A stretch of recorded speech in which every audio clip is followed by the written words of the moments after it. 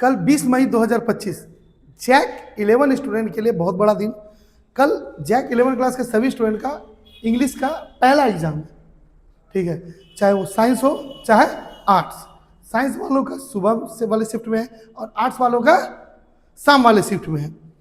यदि इस एग्जाम में फेल होने से हम बचना चाहते हैं या फिर हम चाहते हैं कि नंबर कम ना आए, तो हमें कुछ जैक के द्वारा जारी किए गए इंस्ट्रक्शन को हमें फॉलो करना होगा, है ना। अब चाहे आप पढ़ने में कितने भी तेज हो, तो आपकी एक गलती या तो आपको फेल करा सकती है या फिर किसी हालत में आपका नंबर कम हो सकता है। तो सबसे पहले हम लोग कुछ नियम को यहाँ जानेंगे जो जैक ने हमारे लिए जारी किया है। सबसे पहले देखिए इस टाइप का क्वेश्चन रहेगा, इसमें कुछ इंस्ट्रक्शन दिए गए हैं, बिना पढ़े मैं आपको मतलब इसको बिना पढ़े मैं आपको डायरेक्ट बता देता हूँ। सबसे पहले बात याद रखना है कि सब मल्टीपल चॉइस क्वेश्चन है, ऑप्शनल है। जो बेसिक चीज है वो सिर्फ समझ लें कि हम लोग को ब्लू या ब्लैक पेन का इस्तेमाल करना है, पेंसिल का इस्तेमाल नहीं करना है, ठीक है। अब ओमार शीट आप लोग को मिलेगा। ओमार शीट कैसा होगा, अगर थोड़ा देर के लिए मानते हैं तो इस टाइप का ओमार शीट होगा, ठीक है। ओमार शीट ऐसा ही होता है। अब देख हम लोग के सामने दो ओमार शीट है, एक ये है और एक ये है। पहले इस ओमार शीट की तरफ देखते हैं। तो ये ओमार शीट में देखिए कितना बेहतरीन तरीके से गोला किया गया। जैसे देखिए सबसे पहले रोल कोड रहेगा, रोल नंबर रहेगा, रजिस्ट्रेशन नंबर रहेगा और ये 40 ऑप्शन भरने के लिए दिया रहेगा, ठीक है। तो इंग्लिश का अगर मान लीजिए रोल कोड है तो रोल कोड इसी तरह से भरेंगे, गोला करने का तरीका, फिर रोल नंबर भी भरना, रजिस्ट्रेशन नंबर भी भरना। और गोला करने का तरीका देखिए इसका कितना बढ़िया है ना। तो इसने मतलब क्या है तो कोई गलती नहीं की है। देखिए यहाँ पे आप लोग को मिलेगा नेम ऑफ द कैंडिडेट, तो यहाँ पे वो भी कैपिटल लेटर में लिखना है। तो देखिए कैपिटल लेटर में इसने लिखा भी है, लास्ट में इसने देखिए यहाँ साइन भी किया, यहाँ पर मिलेगा इन शिक्षक का हस्ताक्षर, तो और यहाँ पर शिक्षक का हस्ताक्षर, इन दोनों में साइन नहीं करना, आपको केवल परीक्षार्थी का हस्ताक्षर उसी में साइन करना है। अब आते हैं हमारे दूसरे ओमार शीट पे, इसमें आपको बहुत गलतियां देखने को मिलेगी। सबसे पहले बात करें, ये देखिए इसने जो क्या किया है, रोल कोड था 43007, थोड़ी देर के लिए मान लेते हैं, ठीक है। ये हमारे क्लास के 2 स्टूडेंट हैं, तो एक स्टूडेंट ने देखिए कितने बेहतरीन तरीके से किया और एक स्टूडेंट वही है, देखिए इसने कितनी गलती की। सबसे पहले इसने क्या किया, 43007 था तो इसने एक ही लाइन में यहाँ पर 43007 को गोला करने की कोशिश की। अब यहाँ पे भी इसके बाद अगर ये गलती किसी तरह में हम लोगों ने इसके सुधारी तो देखिए इसके गोला करने का तरीका गलत हो गया, किसी में इसने पूरा भरा है, किसी में इसने बाहर कर दिया है, इस तरह से ये गलतियां इसने कर दी है। और जब इसके बाद जब क्वेश्चन आंसर में भर रहा था यहाँ पे भी इसको गलती देखने को मिली। देखिए यहाँ पे दिख रहा है इसने कई बार क्या किया, एक क्वेश्चन पे 2 ऑप्शन गोला किए। इनको पहले लगा ये होगा, उसके बाद अगर मान लिया जाए इनको बाद में पता चला होगा कि यार ये नहीं सही, ये नहीं सही, ये सही नहीं है, ये सही है, इसने इसे गोला कर दिया। ऐसा गलती करने से याद रहे आपका नंबर 110% कट जाएगा, नंबर मिलने वाला ही नहीं है, चाहे आप इसको क्रॉस मार्क। क्योंकि देखिए सभी को जानते हैं ओमार शीट चेक जो होता है कोई हाथ से होता नहीं है। ओमार शीट चेक होता कैसे, ओमार शीट चेक करने के लिए इस तरह का एक मशीन होती है, वो मशीन ही है जो कॉपी को जांच करेगी। जब इस टाइप का एरर दिखता है तो वो उस नंबर को काट देता है। अब तीसरी गलती इसने क्या की है, सबसे महत्वपूर्ण गलती अगर बात करें, इसने लास्ट का 31 नंबर से लेकर 40 नंबर तक क्वेश्चन इसने टच ही नहीं किया। अब इसकी सबसे बड़ी गलती तो यही होगी, टच ही नहीं किया। जब इसमें माइनस मार्किंग है ही नहीं तो हम क्यों ना इसको टच कर लें, उतना समय हमको मिल जाता है कि हम लोग आराम से इसको गोला भी करेंगे ना तो भी हमारे पास समय बच जाएगा। अब हो सकता है अब पूछने पे ये बोला कि मुझे इसका आंसर नहीं पता, एक अब कॉमन सेंस होना चाहिए, अगर नहीं भी पता है तो कोई ना कोई ऑप्शन अगर हम गोला कर दें, कोई ना कोई ऑप्शन को अगर हम लगा दें तो 10 में से ऐसा है कि 2-3 मार्क्स तो हमको मिल सकता है। लेकिन अगर गोला करे ही ना तो हमें कहां से मार्क्स मिलेगा, और माइनस मार्किंग है नहीं तो डर भी नहीं है।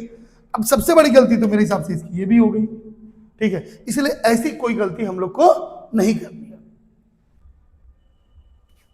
अब सबको पता है कि कल इंग्लिश का एग्जाम है, इंग्लिश कोर, और जिसका हिंदी होगा हिंदी कोर होगा। लेकिन यहाँ इंग्लिश के बारे में अगर हम अपने तरीके से देखें तो इंग्लिश को मैंने 3 सेक्शन में बांटा है, सेक्शन ए, सेक्शन बी और सेक्शन सी। ये 3 ऑप्शन में मैंने 3 सेक्शन में बांट दिया। अब सेक्शन ए में क्या होता है ये पहले समझ लेते हैं, ठीक है। सेक्शन ए जो है, सेक्शन ए में रहेगा अनसीन पैसेज। क्या रहेगा, अनसीन पैसेज। ठीक है। अनसीन पैसेज मतलब कि आपको एक पैसेज दे दिया जाएगा और पैसेज देने के बाद उसमें से 5 क्वेश्चन रहेंगे जो इस पैसेज से रहेंगे, मतलब 5 क्वेश्चन को आपको पढ़ना और पैसेज से ढूंढ ढूंढ के लिखना है। मतलब यहाँ पे क्वेश्चन नंबर 1 to 5, 1 से लेकर 5 तक क्वेश्चन जो रहेगा पैसेज से रहेगा। सेक्शन बी में अगर आते हैं तो सेक्शन बी में अगर 2 ऑप्शन ले लेते हैं, क्या है, ग्रामर और राइटिंग सेक्शन, ग्रामर सेक्शन और राइटिंग सेक्शन। राइटिंग सेक्शन की तो राइटिंग सेक्शन में देखिए ये सब चीजें होती है, notice, letter to the editor, article, report और नोट मेकिंग। अगर लास्ट ईयर के क्वेश्चन की बात करें आर्ट्स और साइंस दोनों की, तो इससे 4 क्वेश्चन आए थे, क्वेश्चन नंबर 6 to 9, 6 से लेकर के 9 तक क्वेश्चन, मतलब 4 क्वेश्चन इसी से थे, नोटिस से, लेटर टू द एडिटर से, आर्टिकल, रिपोर्ट, नोट मेकिंग, ये सब मिला करके थे, ठीक है, 4 क्वेश्चन। अब अगर बात करें ग्रामर सेक्शन, तो ग्रामर में क्या रहेगा, अब बात करते हैं ग्रामर सेक्शन। ग्रामर सेक्शन में क्वेश्चन नंबर 10 से लेकर के क्वेश्चन नंबर 14, ये लास्ट ईयर का डाटा है, आर्ट्स और साइंस का दोनों का मैंने जब कैलकुलेशन किया तो मेरे सामने यही रिजल्ट सामने आया कि 10 से लेकर के 14 तक ग्रामर क्वेश्चन रहेगा। ग्रामर से related fill in the blanks रहेगा, डिटरमाइनर्स, ठीक है, जंबल वर्ड रहेगा, रीअरेंजमेंट ऑफ सेंटेंस, और कुछ भी रह सकता है, आर्टिकल भी रह, इसमें आर्टिकल भी रहेंगे, ए एंड दे लगाने के, मतलब क्वेश्चन नंबर 10 से लेकर क्वेश्चन नंबर 14 तक इसमें ग्रामर से ही रहेगा।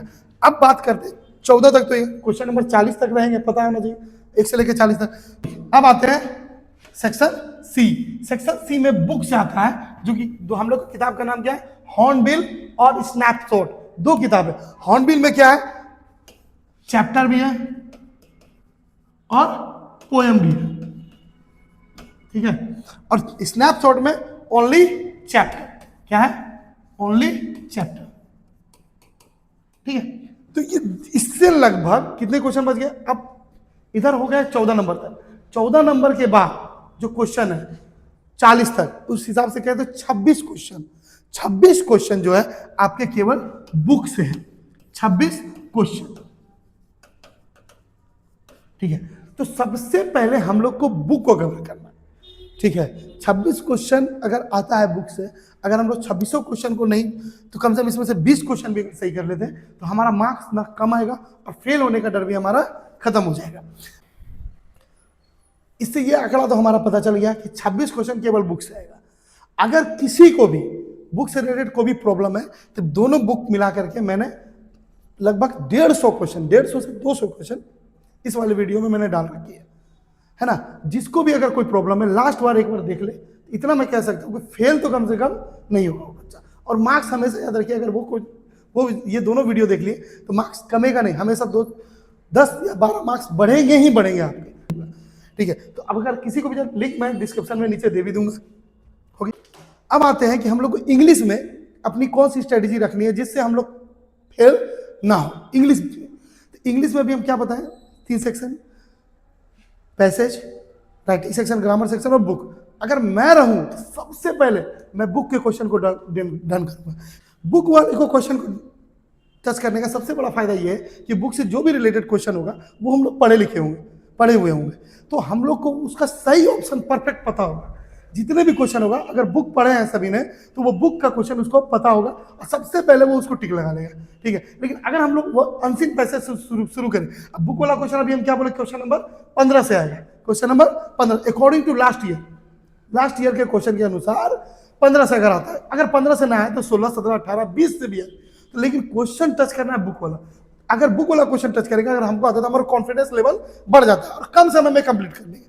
फिर याद रखिएगा राइटिंग सेक्शन और ग्रामर सेक्शन को पहले टच करना है, क्यों, क्योंकि उसका ऑप्शन छोटा होता है। देखिए इसी क्वेश्चन में ऑप्शन भी आपको इसी में मिल जाएगा, इसी, चाहे वो देखिए related to the written for, तो इसका ऑप्शन मेरा इसी में है। इसके लिए हमको पीछे पन्ना पलटने की जरूरत नहीं है, मतलब राइटिंग सेक्शन और ग्रामर सेक्शन में हमको कोई दिक्कत नहीं होगी। अगर हम लोग को आता है तो उसी पेज में हम लोग को आंसर मिल जाएगा। लेकिन अगर हम लोगों ने गलती से भी पहले पैसेज टच कर लिया, तो ये देखिए ये पैसेज है, पैसेज को पढ़ना पड़ेगा, उसके बाद क्वेश्चन देखना पड़ेगा। अगर ये क्वेश्चन का आंसर चाहिए तो हमको ऊपर आना पड़ेगा, फिर पीछे पन्ना पलट करके दूसरा क्वेश्चन टच करेंगे और दूसरा क्वेश्चन देखने के लिए फिर हमको पन्ना बार बार पीछे पलटना पड़ेगा। इससे क्या होगा, हमारा समय बर्बाद होगा। तो अगर समय बचाना है तो सबसे पहले हम लोग सेक्शन सी कर लिए, फिर सेक्शन बी में राइटिंग सेक्शन और ग्रामर सेक्शन कर लेंगे, और लास्ट में समय बचेगा तो 5 तो ही क्वेश्चन है, आराम से इसको ढूंढ ढूंढ के हम लोग लिखते रहेंगे। लेकिन अगर पैसेज हम लोगों ने पहले टच किया, होगा क्या, हमारा काफी समय इसमें बर्बाद भी होगा और इसके बाद कॉन्फिडेंस लेवल भी हमारा डाउन होगा। इस सभी से बचना चाहते हैं तो सबसे पहले हम लोग बुक का क्वेश्चन, उसके बाद राइटिंग सेक्शन, ग्रामर सेक्शन, उसके बाद पैसेज को टच करेंगे।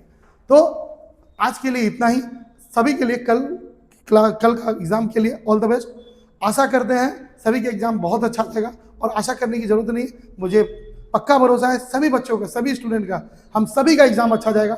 आप लोग का एग्जाम अच्छा जाएगा तो हम लोग का भी कॉन्फिडेंस लेवल बढ़ता है। मिलते हैं कल आंसर की में। कल हम लोग जब आंसर की में लाएंगे तो सबको पता, आर्ट्स और साइंस दोनों का आंसर की यहाँ मिलाया जाएगा, तो आंसर की मिलाएंगे तो सबको पता चल जाएगा कि एग्जाम कैसा गया है। ठीक है, all the best and good night.